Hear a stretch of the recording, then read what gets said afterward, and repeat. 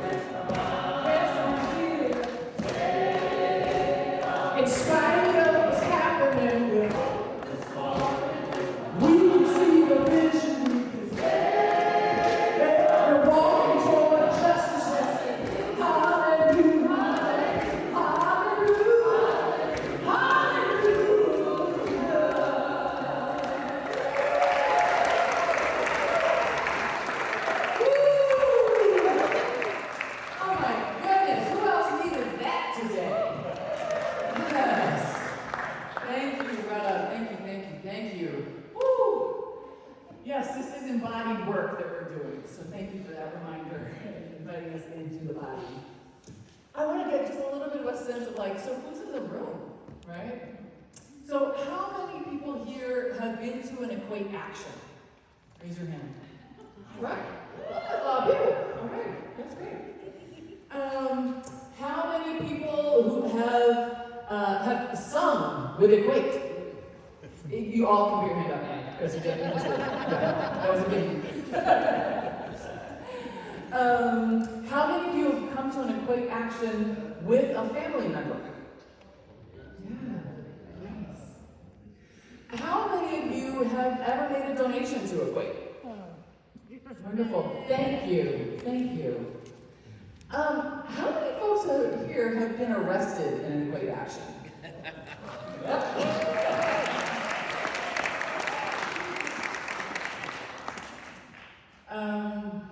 How many folks have ever worked for EQAT? All right. Thank you.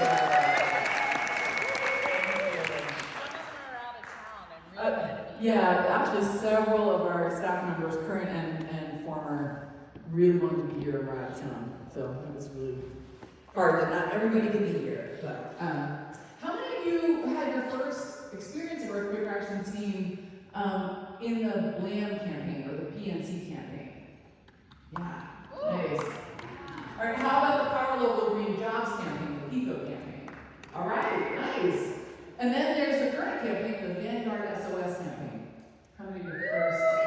All right, great. So there's a range of your own experience.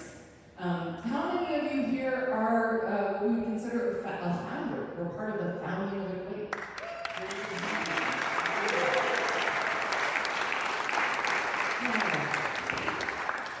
So we've all had our different ways, our different touch points with EQAT. And we're going to spend this next period of time talking about the campaigns and a little bit more about the organization. And then sort of what are some of the things that come out of that, and ending with, and what does that help us with now? How is that of use to us, particularly in these times when we need to wake up for freedom and for justice? So this is our amazing panel of folks. And yay, we have George Lakey, who's really representing the founding energy of the organization. Eileen Flanagan is going to be talking mostly about the PNC campaign, or the Bank Like Appalachia Matters campaign. And then we've got Kaytee and Dwight, Kaytee Raybeek and Dwight Dunstan, who are going to be talking about the Power Local Green Jobs campaign. And then bringing us into our current campaign, we've got Betsy Torg and Nancy Slater, who will talk about the Vanguard SOS campaign. So a lot to cover. 15 years is a lot of time, and we've been hard at work through all of it. So, Dad, I'm hoping that we could start with you. You can take that microphone. That's great. Is it on? Great. Just starting with telling us a little bit about the origin story. And just so folks know, we're not going to do deep dives because we don't have that much time, but just to give everyone the flavor of what's in the origin story, if you could start us off with that. Yeah, well, 16 years ago, reflecting on the amount of time I spent in the civil rights movement and other social movements, I realized that the environmental question was going to be more and more and more pressing and needed to be addressed as early as possible, and why not now? And so I went to the Quaker folks who were already paying attention to the environmental issue and thought, no life there, because they were all pursuing very conventional means of trying to change things, going to lobbying, that kind of thing, informational kinds of stuff. And I knew that enough about the environmental work, now of course we all know more, is that we were up against a very, very hard opponent. And the only thing that works with a very, very hard opponent is either violence, like a violent revolution, or nonviolence, as in nonviolent revolution, or nonviolent campaigns. But it needs to be extraordinary in that way. And so when I invited a bunch of people who were at least curious about it into my living room 16 years ago, it was to consider how can we start in a way that doesn't seem to be passing too awful judgment on the other Quakers, but who aren't doing this, but how can we start a nonviolent direct action campaigning organization that would be Quaker-based, wouldn't have to be exclusively Quaker, but would be Quaker-based, and would be willing to go out there and charge at the opponent. And you know what happened, and you'll hear about each campaign as it goes. In the beginning, when we chose, after a lot of brainstorming and analysis, when we actually chose PNC Bank, I got some feedback immediately, like, George, you think you're taking an easy opponent here in order to make an easy win? And I said, no, it's going to be hard, but there are harder opponents in the world. So let's take one that we think at least can, and the reason I was so insistent on this was that the campaign way of going after things, nonviolent direct action campaign, was already, to my mind, clearly made the primary campaign that should be on folks' minds, activist folks' minds, by the civil rights movement and its ability to move mountains in situations of incredible oppression and violence against them. They were able to do it through the nonviolent direct action campaign. That was a particular instrumentality, as particular as lobbying is, or as particular as a mass publicity campaign is. A nonviolent direct action campaign is a thing, and they showed the thing could work, and it could work against incredible odds. So that's what we should do. And so, and enough people were willing, well, George, this is a little like you, far-fetched, but maybe we'll give it a try. And what amazing, and we'll hear about the amazing result of that. But if somebody had asked me 15 years ago, well, okay, so this thing seems to be happening now. Is it going to be around in 15 years? How does it? I don't know. Can folks can folks really absorb and accept the internal discipline required to do nonviolent direct action over and over and over again? Because it is so taxing, as well as exhilarating. It's the range is way bigger in doing that kind of thing, and it can wear people out, and people do get worn out. And whether it'll be together still 15 years from now, campaigning, I frankly don't know. Let's find out. What do you think? So we're going to turn it over to Eileen now to pick up the story. All right, so there got to be this big moment of like, what do we do? We figured out what to do. Yeah, thank you. I was not one of the people in George's living room for that, but I joined a year later in 2011. My first action I found by intuition. Where's Walter? I ran into Walter at the Philadelphia Flower Show, and he said, come to the PNC display at noon and pray for us, and leave if the police tell you to. I said, what is happening? But I had heard about EQAT and found something really different. And in terms of the methodology that George mentioned, one of the big things that we practiced in that campaign was escalation, which was totally mind-blowing for me, who had been just going to the same silent vigil every week on the same street corner. And the idea of escalation is you don't just do the same thing over and over, you try new things, you challenge decision makers, you build pressure over time. So we did that in a number of ways in that campaign. My first big action was the walk. Raise your hand if you were part of the walk. The first walk was to Pittsburgh, from Philadelphia to Pittsburgh. We walked 200 miles. We drove over the mountains, but we walked 200 miles, visiting PNC locations across the state. So they were used to us showing up in Philadelphia, but this was an escalation to now start showing up in other places and bring a big crowd at the end to their corporate headquarters, where our final action was a civil disobedience training to send the message that we would be back. That was 2012. In 2013, we had a civil disobedience action at their shareholder meeting. That was a great example of escalation, because the first few years that EQAT went to the PNC Bank shareholder meeting, we were very polite, and then we were a little more noticeable. And then by 2013, we were standing up during their shareholder meeting and singing the old Union song, Which Side Are You On? They shut down that meeting in, I think it was 17 minutes, something like that. Which built, kind of our confidence, built pressure on them, so that the following year, in 2014, PNC did a funny thing. We weren't getting a lot of signs that we were making an impact, but they moved their shareholder meeting to, who remembers where? Tampa, Florida, which happened to be the only place in the country where there was a group of Quaker teenagers emailing me saying, we want to join the campaign. And I was saying, great, I don't know what to do with Quaker teenagers in Florida until that happened. And so then they shut down that shareholder meeting in an even shorter period of time, and all we did was stand up to have meeting for worship in silence. So that was a way of escalating pressure on leadership. Our other major escalation strategy was to grow our numbers. So we did a couple of things. In 2013, there was Power Shift, a big youth conference that used to usually be in DC, and that year it was in Pittsburgh, where PNC headquarters is. Quakers call that kind of miraculous serendipity way opening.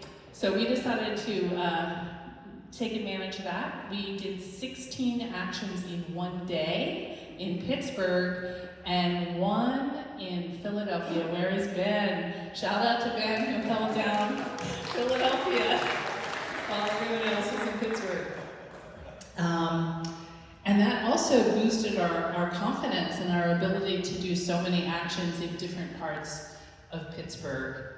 We sort of, at least I had this idea that organizing all these college students, we would get them to go home and organize actions at home, the way the students at Bryn Mawr and Haverford were doing their own actions. But we didn't actually really bake that into the plan, so that didn't really happen. But we learned, one of EQAT's core values, we learned so that the next year, when Quakers gathered in Pittsburgh, we understood that if we want them to go home and take action, we have to bake that into how we organize. So with help from the Florida teenagers, we turned out 200 people in Pittsburgh for that action in 2014, and then many of them went home to Florida, to Ohio, to Wisconsin, to all kinds of places, New York, and organized actions there. So that our biggest day of action was 31 locations in 13 states plus DC in 2014.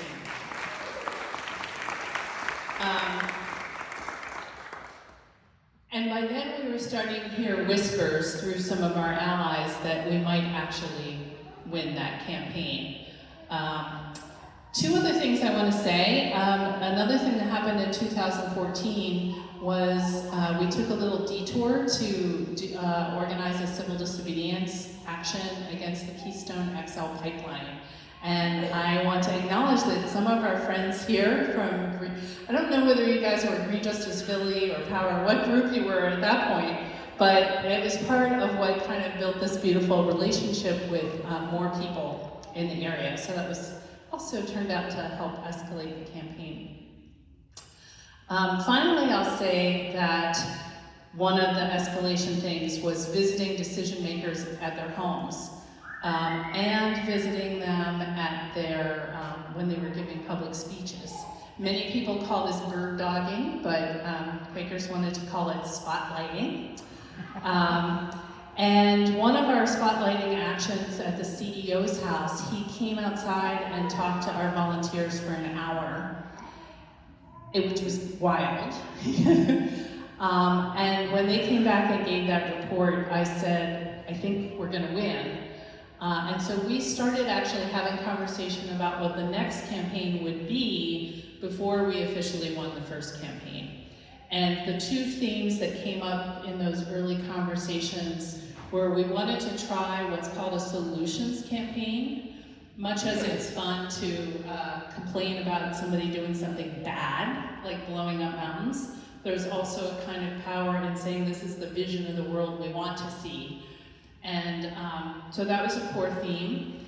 Another theme was racial justice. We wanted to put forward a vision of more solar that incorporated the idea of jobs for communities that needed them and access to solar for communities that could really especially benefit from that economically. And so shout out to O, who was doing that work and was part of those early dreaming about what that campaign could be.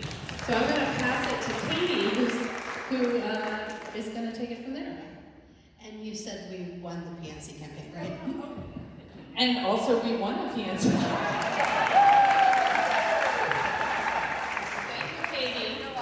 125 actions over 5 years, and PNC Bank was netting over $4 billion a year at the time. So thank you for that prompt. Yeah. So we came out of the PNC campaign, and this is around the time that I joined, although I actually had a couple brief flirtations with EQAT before I officially joined the organization. So there were two different moments, and this is why I have a little green dot on a friend of EQAT before I was an EQAT member. I did the spotlighting training that happened when EQAT was learning how to first do spotlighting that ended up being instrumental to help support the win, and that's like such a cool way to one of the things I really appreciate about EQAT is the way that people get tapped and pulled in, even if they aren't members of EQAT. There's people here who I think meet that energy of I'm not a member of EQAT, but I love you guys, and I think you're great, and I want to give you what I can. And then I also was a part of the KXL thing, but so there's this transitional moment where at some point Ingrid and Matthew came and sat in my living room, and they said, you need to join EQAT for real now. Like, you need to be a part of this thing. We're starting this new campaign. We're going to be focusing on PICO. And I was sort of looking for a movement home in that moment. I had been an activist for a decade before and was looking for what's the next thing for me. And so I decided to come join up with us, and we was there for the launch action of the Power Local Green Jobs campaign. So this campaign started in 2015. I remember we gathered at 30th Street Station and we marched across the bridge, the first of 4,000 times we marched from 30th Street Station to the PICO headquarters in order to begin the conversation with PICO. And we had during this early stage of this new campaign where we were trying to get PICO to commit to invest in solar and green jobs. And we started with a preliminary demand, right? We said we wanted them to they bought this much solar energy. And we said, why don't you just buy that from Philadelphia instead? And so we started with this preliminary demand, and we started talking to them. We started talking to community members, building relationships with groups in Philly. And over the course of the first couple of years, we had a lot of really fun actions. And I just want to try to remember a couple of them. Remember we did the electric slide? Greg was instrumental in that. I remember that we went looking for clues about where the solar energy was coming from with some magnifying glasses. Is anybody a part of that action? Yeah? I remember we did a runaround of PICO because they were giving us the runaround. And wherever, Nelson, where are you? Your head is missing. Nelson was on stilts for that. Ran around PICO on stilts. It wasn't stilts. It was something like stilts. And so we had all these really great actions, and we were starting to build relationships, build community. Dwight, we don't know when I'm handing this off to you, so should I hand this off to you here? And you want me to say more? Okay. I'll say a little bit more, which is at some point we realized we had to expand into the counties. And we needed to start to build relationships with people in Bucks and Montgomery and Delaware and Chester counties. And so in order to do this, we started on a walk. We went walking again. Thank you, George, for continuing to encourage us to keep walking. And you actually walked the whole way, right? The 100 miles all the way around Philadelphia, you did too. Incredible. And through that, we started in North Philly. So we started in North Philly, and we walked through North Philly, through West Philly, into Delaware County, up all the way around, and then came back and had an action that was in the pouring rain. I remember just how torrentially raining it was, and I was photographing the action and just thinking how badass we look to be marching, hundreds of us who've made this circle all the way around Philadelphia through all the counties, building relationships, building community, trying to build power to win this campaign, now descending to the PICO headquarters to demand that they change and that they care about solar energy and they use their power to make the transition. So maybe now I can hand it to you. Wow. So much. I think the three things I want to lift up. One is about how I got involved in EQAT. It's just the quickest story. I was working at a school called Friends Central in Wynwood, Pennsylvania, and every year there's a visiting science lecturer. There's a series, and it was a climate professor from California speaking about climate change. And he had really scary information and data about climate change. And I was freaked out, and I could look into the audience and see people freaked out. And then this one person raised their hand and sort of brought a calm into the room, brought possibility and hope in the room, and said, like, there's something we can do. There's an organization called Quaker Action Team where people can get involved. We do nonviolent direct action. And yeah, I felt hope back in the room. And I was also just like, that was a crazy thing for a white lady to say in a room full of, people who just are across the wealth, many different wealth, races, identities, and that person was Eileen Flanagan, whose son went to Friends Central. And I didn't know it at the time, but we would become really good friends. So I joined the board in June of 2017, sort of in the middle of this campaign. And what struck me about it, this is my second thing, are three things. One, that it was a really Philly-centric, Pico, local energy company. I read about the Bland campaign, but there was something about being from Philly, born and raised, that going after Pico, which really inspired me. Two, it was the first, as I know it, campaign that really centered this collaboration with power. Philadelphians organized Witness, Power, Rebuild, which we were just lockstep in many ways, and figuring out lots of ways how to collaborate with another organization that I think we took with us into future campaigns. And then the last thing that really inspired me, but was also really a challenge, is that in the Bland campaign, as I understood, we were trying to get a big company to stop doing something. In our Power Local Green Jobs, we were trying to get a big corporation to start doing something. And it's a lot more difficult, as we learn, to get somebody to start doing something they're not doing than to stop them. So I'll pass it on. Thanks, Dwight. My name is Betsy, and I'm a little humbled to be standing up here because I haven't been involved as long as most of the folks on this panel or even in this room. So bear with me, I'm the newbie, I have notes. So I started with EQAT in 2021, and again, that was thanks to Eileen. My point of entry was I had a kid out in Minnesota at Line 3 during the Line 3 pipeline expansion, and there was a lot of violence by Ingrid security at one point, and I reached out to Eileen to ask if she knew if my kid was in jail. And that, long story short, that turned into Eileen asking me if I wanted to drive to Minnesota with her in 3 days. So I should have known that that was going to be my entry point in learning to be nimble. But I hadn't joined EQAT yet, so I didn't know.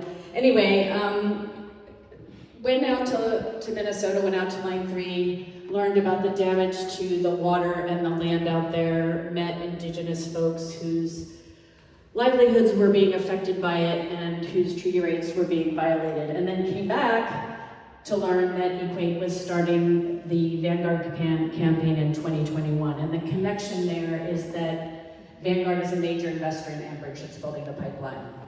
So anyway, that's how I got involved.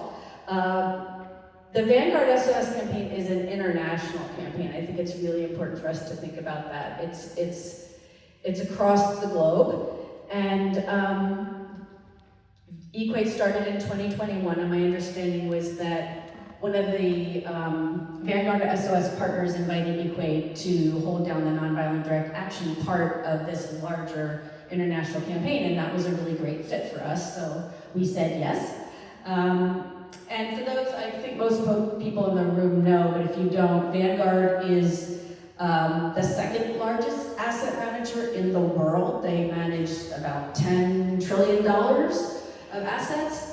They're the second largest holder or asset manager for fossil fuels to the tune of $444 billion. So they're massive. They have huge influence in the financial markets and in what's going to happen to our planet. So EQAT, we're taking them on. And we're using nonviolent direct action, and we're basically asking them to reconsider their shareholder agreements, change the kind of investment products that they offer, and to offer a comprehensive indigenous rights policy. And there's like some more fine-tuned detail around that, but that's the big picture. So the campaign has had all kinds of things going on. The actions have really varied, everything from, we've been basically asking them, please meet with us in multiple ways. From showing up at their headquarters and delivering letters, to delivering an urn filled with earth, which was on the table in the other room, from many of the states where they're invested in industries that are polluting and damaging the planet. We've emailed them, we've held meeting for worships outside of CEOs' homes and near their homes. We've had a lot of fun actions, everything from like a superhero action, where we had coordinated dances. There was a mummers parade in front of Tim Buckley's house, where we literally were strutting down the street of Wayne, Pennsylvania. They weren't quite sure what to do with us, but it was a lot of fun. And so there's been a wide range of actions trying to get them basically to meet with us and change their investments. On a more serious note, one of the most recent actions was some of our 5 brave EQATers showed up at the door of Vanguard, knocked on their door, asking for a meeting. Vanguard did not even invite them in to schedule a meeting. They basically won't meet with us. Instead of inviting folks in, scheduling a meeting, even if they were going to cancel it, they could have invited us in.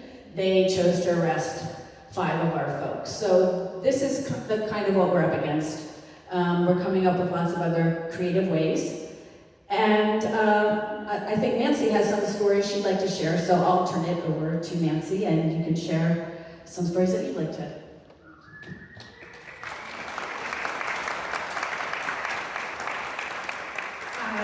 I think for me, one of the most powerful moments in the Vanguard campaign was when we had a meeting for worship. It was a hot afternoon. We took our folding chairs and we set them up on the sidewalk right across the street from the home of the CEO. And we worshiped in silence. And there was a great feeling of spiritual gathering at that moment. And it was very meaningful to me to know that at that very same moment in London, groups of Quakers were doing an action outside a Vanguard office in the financial district in London, and that they were praying for us, and we were praying for them.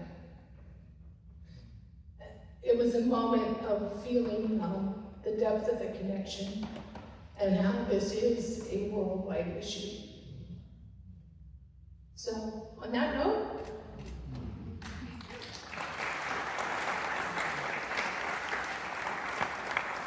thank you. There's so many, I appreciate every one of the stories and like all of the framing, and I'm just so aware of all the stories that we don't have time to tell right now. I'm sure all of you have stories too. But one of the things that EQAT has been up to is also about building our capacity, building our muscle around taking on structures of injustice. And so my next question is, it's a two-parter. Sometimes when I talk to EQAT, people who've been involved in EQAT, they've talked about how they've grown or the ways they've changed. And so that is one of the questions. Like, what's a way that you've grown or changed? Another question, though, is what's something you brought to EQAT? You know, what is a skill or an experience or perspective that you were bringing to EQAT, right? Because it is both of those. EQAT is only as powerful as the folks who show up in it, which means you're coming with skills and gifts and perspectives. So I just want to hear from, we don't necessarily have to hear from everybody about both, but like something that you brought, and maybe something a way you've grown or changed in your time with EQAT. Yeah. Just quickly, a way that, what are the two questions? Something you brought. Something I brought. And a way you may have changed. Right. Something I brought was the emphasis on the civil rights movement, because I think if movements don't learn from each other, then, whoa, what a loss, right? It's a huge, and most Americans don't learn much of anything from the civil rights movement, and we learned a lot from that. So I think that was a big lesson. And something that was really hard for me and taught me a lot was walking across Pennsylvania. Because the thing I forgot to do was start EQAT 50 years ago. A more appropriate age for me to do that. And I waited too darn long, and so I was already ancient when I started EQAT. So, but there we were going across Pennsylvania. So I learned a lot about my own sustainability. And oh my God, here I still am. Kaytee. So I mentioned that I came to EQAT during the Bangkok Appalachian Matters campaign. There were lots of new activists in EQAT, and I came with a decade of experience doing activism before I came into EQAT. And so that made me for a minute pretty interesting and different because, Georgia talked about movement history and learning from other places and other groups, so I came in. I was an AIDS activist for the first part of my life, and I worked with ACT UP. And held very central the idea of nothing about us without us. And I agitated about that quite a bit, because what is this group of predominantly white people doing demanding solar panels on roofs in North Philly that we don't live in? And I was like, I don't know about this campaign, I'm not sure. This is interesting to me. And one of the things what I brought in was this perspective, and what I took out of it was an understanding of a much more nuanced sense of what it means to be in solidarity with each other, and our work is bound up in each other's collective liberation. And for me, when I look at the moment when you have almost exclusively white people who are risking arrest outside of Vanguard, using the class privilege that many of us have in order to be able to, as customers, who have retirement accounts, which is already a level of class privilege that is so much higher than most people get access to be able to use that power to demand racial climate justice around the world. What a powerful thing to do. And for us to have taken very seriously the work of what does it mean to be a predominantly white organization that's doing racial justice work around climate and climate work around racial justice, and to push people and challenge each other. There were moments during the campaign where we paused our work in order to deepen our understanding of our responsibility. And so I came in with what I think is still true: nothing about us without us. People shouldn't be making decisions about people without those people being in the room. And just a much more interesting, more nuanced, more grounded sense of what power really looks like, and our collective liberation is all connected to each other. So I think that is a pretty cool growth for me. Thank you so much, Kaytee. Yeah. Who else wants to share a way that they've grown, something they've brought? Nancy. One thing I brought to EQAT is my perspective as an elder. I was very, very committed to seeing if I could do something about climate change for the sake of all of our descendants and all life on Earth. And what I loved about EQAT, what attracted me to it, is the fact that as an elder, I don't know how many years I have left, but I want my life to be meaningful. I want to be doing something meaningful with the time that I have left. And EQAT asks those questions. Like, when we frame a campaign, we have a theory of change, and we anticipate that there's at least the possibility that our actions will have an outcome. And I like operating from a theory of change and operating out of curiosity, like, is it possible that we can do something that will have a result? Amen to that.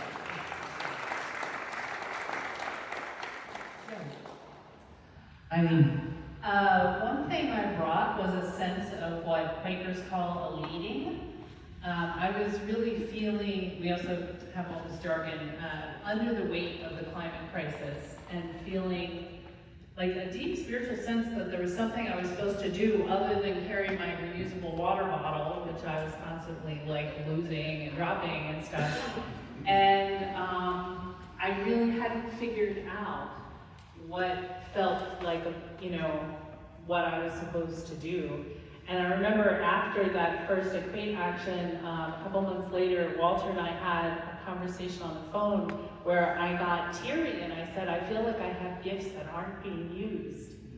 And so what I brought to EQAT was a place where those gifts were welcome, and Ingrid very quickly put me on a committee.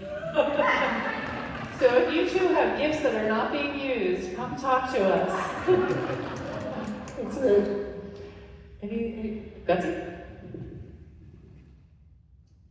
Well, when I came to EQAT, I really didn't know anything about nonviolent direct action or planning action or how to marshal. I came because of the experience I had in Minnesota and a moral responsibility to kind of follow through on what I had learned about the power of money and the impact that it has on frontline communities. And I guess I would just say that over the past 4 years, EQAT's really become my activist home. The growth has really been around skill building for me. I didn't really know how to do anything when I showed up, but EQAT's where I learned how to marshal, how to be part of a core team and learn to plan an action, how to support others. The Core Nimble team experience this past summer was really quite powerful. This was a group that got together and planned several actions, so it wasn't just like a one-time planning, it was a group that planned together over several times. And it was just amazing to watch people grow. Nancy Wigan took on convening this core team and did a great job. So many people tried on hats that they hadn't done before. I watched Striff step into being police liaison. Mark Breyer tried on being a spiritual anchor and was just so incredibly powerful. What he said still sticks with me to this day. And I was able to shadow Elizabeth and learn about what it means to be an action lead from her, and that was just great role modeling from Elizabeth. And was able to try leading my first action, and that was something I never really thought I would try. And so not only is the EQAT a great place for skill building, I've watched so many people grow their skills, it has ripple effects out beyond us. And that was really evident to me during the No Keys 2, when Ingrid pulled together a group of predominantly EQATers, and for the team that was supposed to lead, be the team at the start of the march. And for our personal reasons, Ingrid was unable to lead the team, and she asked me if I could step in. And I was like, oh my God, lead the team at the start of March. I'd never even been at the start of a march, let alone lead the team that was gonna be there. But there was predominantly EQAT people on this team. Anna G stepped up to support, and we really held it down, I gotta say. And it was largely because it was EQAT folks who had a lot of deep experience. And the most powerful part of it for me was we chose to have de-escalators on our team and to designate them as de-escalators. And June was one of our de-escalators, and this won't be in the news, but I gotta say, there was a serious conflict that broke out at the start of that march.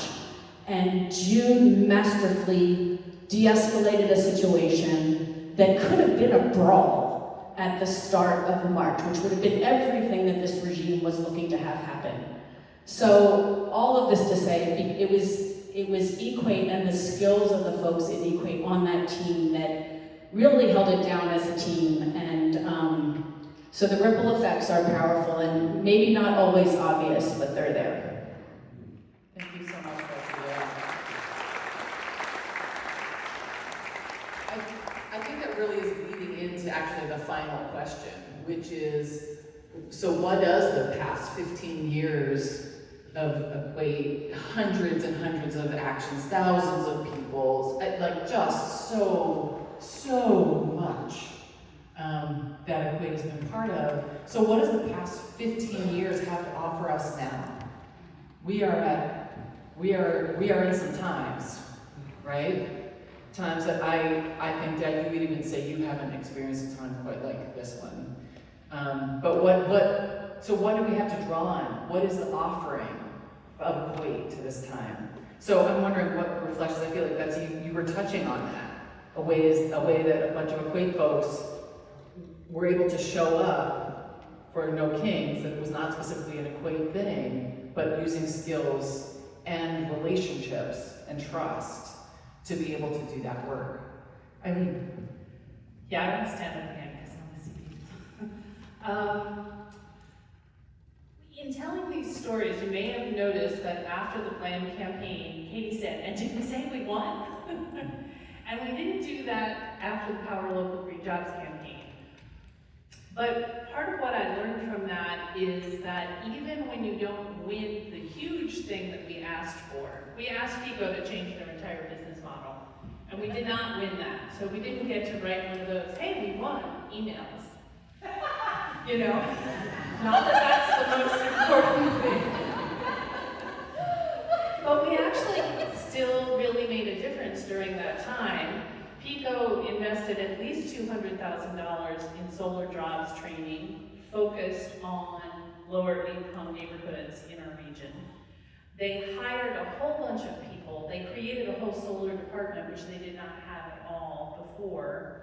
They started meeting with solar contractors. There were just a whole bunch of steps that they took that were absolutely because of our campaign. And I am convinced that if we had miraculously, Anna asked us about what we wanted to power to control. If I could have controlled time and skipped the first Trump administration, I think we would have actually gotten to write we won email. Because we were pressuring PICO, they were feeling the need to do some things.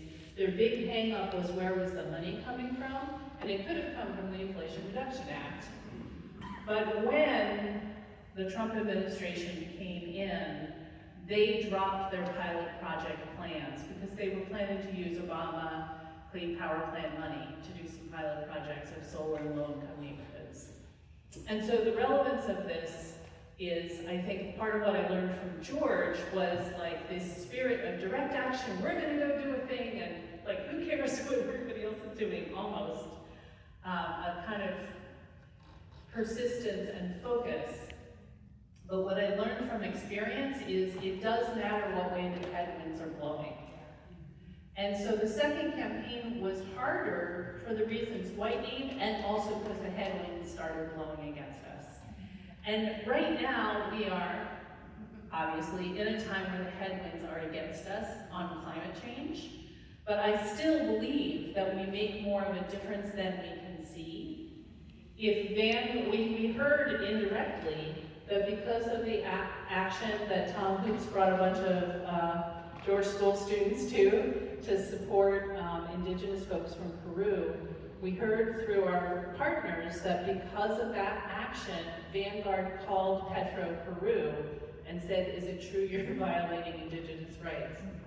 Right? So we don't get that stuff in writing, we can't prove it, but I believe that this campaign is still making ripples that we don't always know about, and that there's something about acknowledging the headwinds and trusting what we do know that feels really important at this time.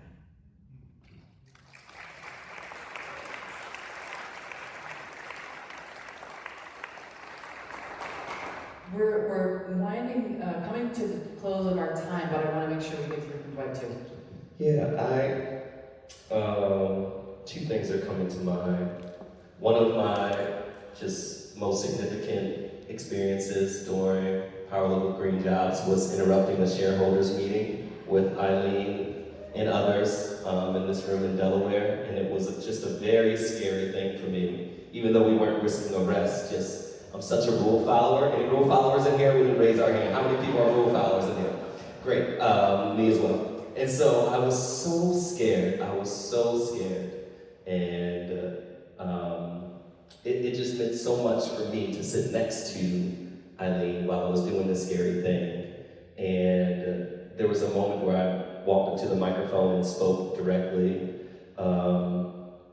to, I'm forgetting my friend's name, Chris Crank, right?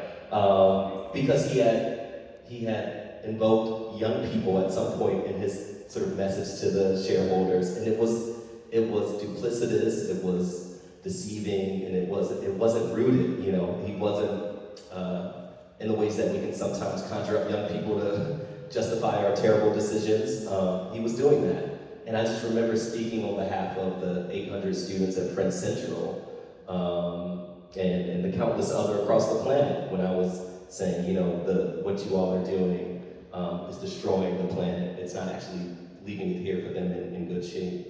And so there was something about, for me, just being able to turn to people around us and say, I see something in you. You can do the hard thing.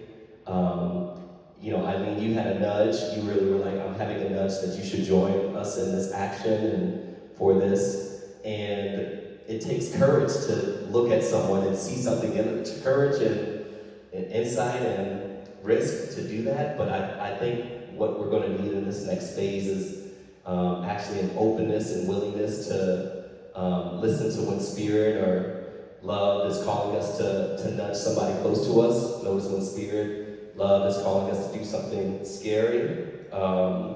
And yeah, there's something about EQAT just really championing being in right relationship with the land, with one another and ourselves that I think we're being called to also in the future. Next year is 250 years of America. And I just am telling everybody in every room I'm in, it's such a verdant time to reclaim what this place can be, what America can be. And you have to love a place to actually to actually be able to change it. So there's lots of like, I hate America, I hate this place, and that has a place, but I think EQAT and, you know, many of us in our different parts of our lives are being called to actually love the place in order to change it. And EQAT in every action we did. We didn't say we hate you, Chris Crane. We don't say we hate you, Vanguard. We don't say we hate you, you know, PNC CEOs. We're like, we're gonna love you into change. We're gonna love you into being. And we're being called to look at America and say, we're gonna love you into being something different. And that's what, to me, EQAT is talking about.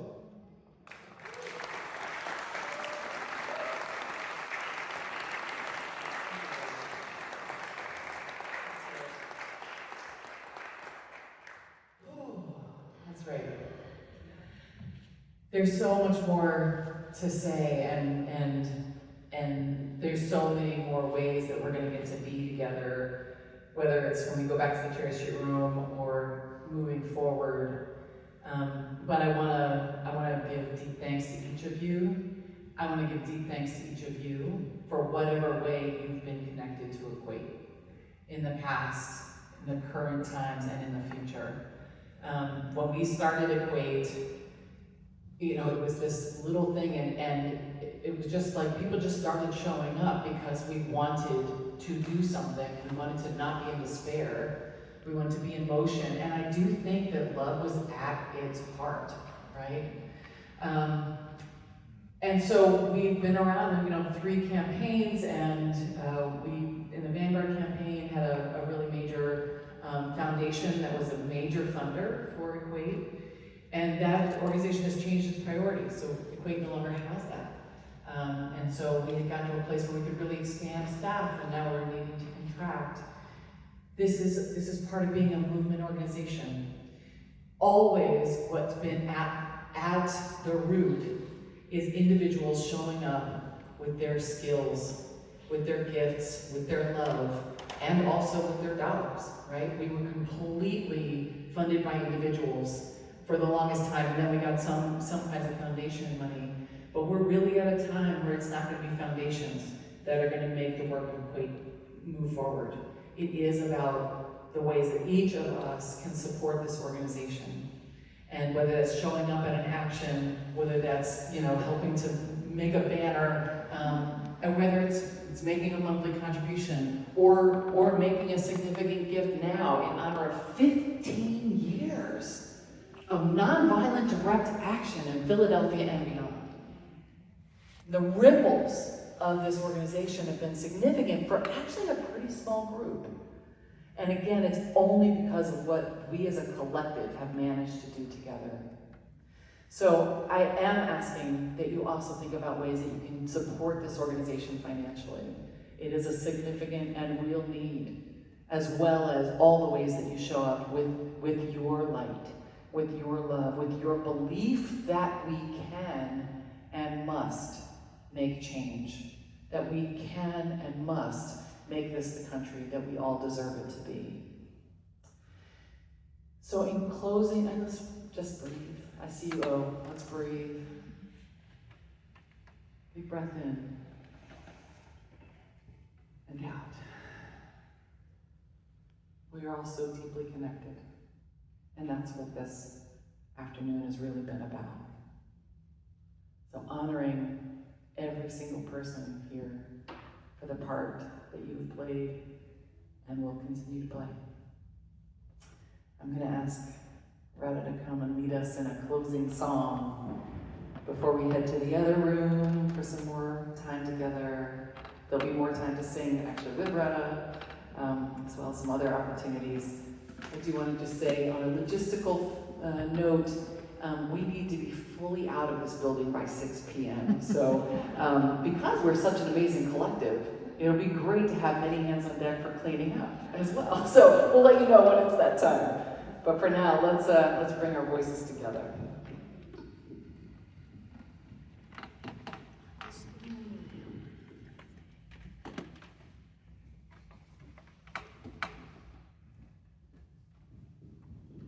Invite you to join. Gonna keep on moving forward. Keep on moving forward.